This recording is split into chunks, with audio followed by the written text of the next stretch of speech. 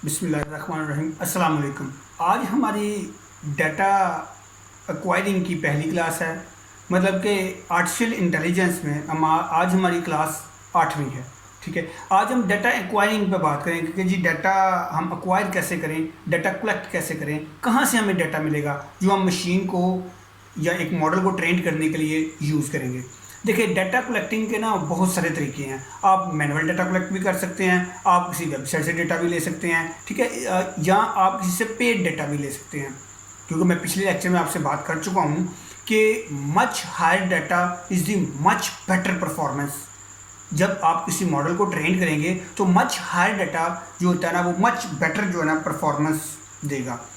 इससे पीछे मैं आपसे लेबलिंग की बात भी कर चुका हूँ कि ए टू बी मैप और लेबलिंग कैसे करेंगे। डाटा कलेक्टिंग और डाटा हायरिंग ये दो चीज़ें बड़ी जो है ना काबिल गौर हैं। ठीक है, अभी दो पिक्चर्स आपके सामने हों, ठीक है, एक पिक्चर हो कैट की और दूसरी हो नॉट कैट की। ये हो गया मैनुअली डाटा कलेक्टिंग। ठीक है, यानी कि मैं मैनुअली डाटा कलेक्ट करता हूँ, कलेक्ट करके मैं मशीन को बताता हूँ, जो मशीन मॉडल जो मैं ट्रेन करूँगा मशीन लर्निंग में उसको बताता हूँ कि ये तस्वीर कैट की है और दूसरी जो तस्वीर लगाऊंगा उसे मुझे बताने की ज़रूरत नहीं कि ये तस्वीर किसकी है, मैं जस्ट उसे नॉट कैट बता दूंगा। ये मैं नॉट कैट क्यों बताऊंगा, ज़रा इस लॉजिक को थोड़ा सा समझें। देखिए, मैं बात कर रहा हूँ पीछे नैरो इंटेलिजेंस की। नैरो इंटेलिजेंस जो है वो सिंगल टास्क परफॉर्म करती है। अगर मैं कैट की पिक्चर लगा दूं और साथ जो दूसरी पिक्चर है उसको नॉट कैट ना कहूं, कुछ और कह दूं, तो मशीन के लिए कम्प्लेक्सिटी हो जाएगी। वो उसका भी मैप ढूंढना शुरू कर देगी। और मैंने पहले बता दिया है कि कंप्यूटर्स को हम लोगों ने खुद मशीन को उसको मॉडल को खुद हम लोगों ने जो है ना वो ट्रेन करना है। अगर मैं उसे कैट कहूँगा और उसके मैप के साथ नॉट कैट कहूँगा तभी उसे समझ आएगी कि ये कैट है और ये नॉट कैट है। अगर मैं उसे एक कैट बता दूंगा, दूसरा कुछ और नाम दे दूंगा, तो वो कम्प्लेक्सिटी में पड़ जाएगा कि अगर जो कैट है उसको तो मैंने लेबल के साथ मैप कर दिया है दूसरे के साथ नॉट कैट के साथ, अगर नॉट कैट की जगह पे डॉग लिखा होगा तो वो उस डॉग की मैपिंग ढूंढने में लग जाएगा और जो सिचुएशन होगी वो कम्प्लिसिटी हो जाएगी, कॉम्प्लिकेटेड हो जाएगी। ठीक है, डाटा एक्वायरिंग के ना बहुत सारे तरीके हैं। हम डाटा एक्वायरिंग जो है या डाटा कलेक्शन ह्यूमन बिहेवियर से भी करते हैं, हम मशीन के बिहेवियर से भी करते हैं। ह्यूमन बिहेवियर से डाटा कलेक्ट कैसे होता है, ठीक है, आप किसी वेबसाइट पे जाते हैं, ठीक है, वहाँ पे जब आप कोई नेट सर्चिंग करते हैं तो आपका जो है ना लॉग जमा हो रहा होता है। फ़र्ज़ करें आप ई कॉमर्स वेबसाइट पे गए हैं, ठीक है, और ई कॉमर्स वेबसाइट पे आपने कुछ परचेजिंग किया है, उसका जो है ना डेटे का एक लॉग जनरेट हो रहा होता है। ठीक है, कि आपने क्या परचेज़ किया है, आप कुकीज़ को एक्सेप्ट करते हैं या नहीं करते, आप कब आपने कितने बजे कौन सी चीज़ किस जो है ना सिचुएशन में बाई की है। ये भी एक डेटा कलेक्टिंग की एग्जांपल है। जैसा कि आप अगर किसी वेबसाइट पे जाएं, कुछ अरसे बाद जाएं तो वापस आपको कहती है वेलकम बैक शहबाज या वेलकम बैक अंसर।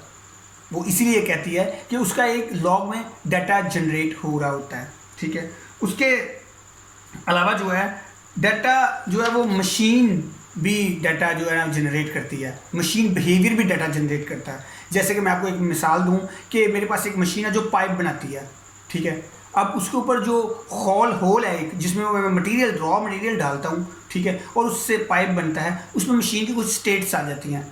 क्योंकि ऑटोमेशन में ये स्टेट्स होती हैं, आपको ऑटोमेशन का पता होगा, वो मशीन की स्टेट्स होती हैं। अब मशीन अपने बिहेवियर से डाटा कलेक्ट और डाटा एक्वायरिंग कैसे कर रही है। अब देखिए, टाइम के हिसाब से जब पाइप बन रहा था, ऊपर होल में 2 किलो मसाला था और पाइप बन रहा था, ठीक है, तब जो है ना डाटा की लॉग में मशीन की लॉग में जो है ना डाटा कलेक्ट हो रहा था कि पाइप नॉर्मल बन रहा है और इसके ऊपर 2 किलो का प्रेशर है। जैसे ही मैं मशीन में और मसाला डालता हूँ तो वो उसको बताएगा कि अब इस टाइम के वक्त इस टाइम इसका प्रेशर इतना ज़्यादा है और ये इस स्पीड से पाइप बना रही है। देखिए, मॉडल को ट्रेन करना थोड़ा सा मुश्किल होता है, लेकिन much higher data is the much best performance. ये आपको जो है ना ब्रेड एंड बटर की तरह याद होना चाहिए।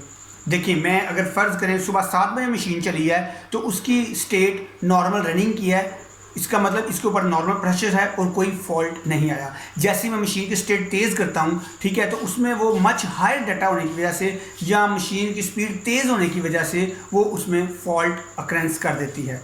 तो ये भी मशीन बिहेवियर से भी एक हिसाब का जो है ना वो डाटा कलेक्ट हो गया।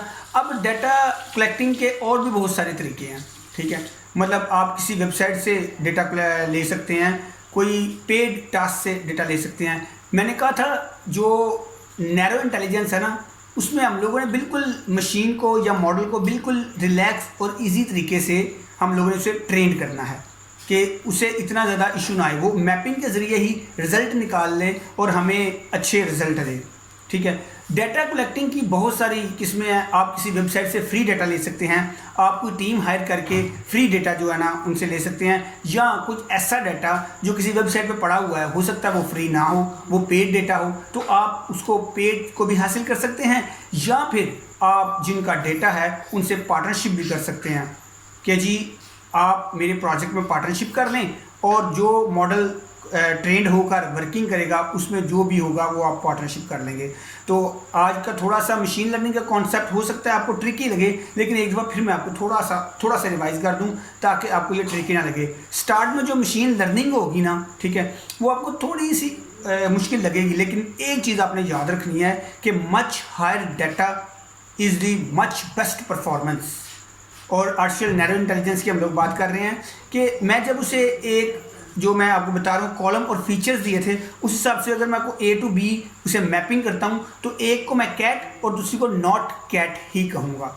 अगर मैं उसे एक को कैट और दूसरी को डॉग कह दूँगा तो उसका मैपिंग गलत हो जाएगा, क्योंकि नैरो इंटेलिजेंस में आप सिंगल टास्क ही परफॉर्म करवा सकते हैं।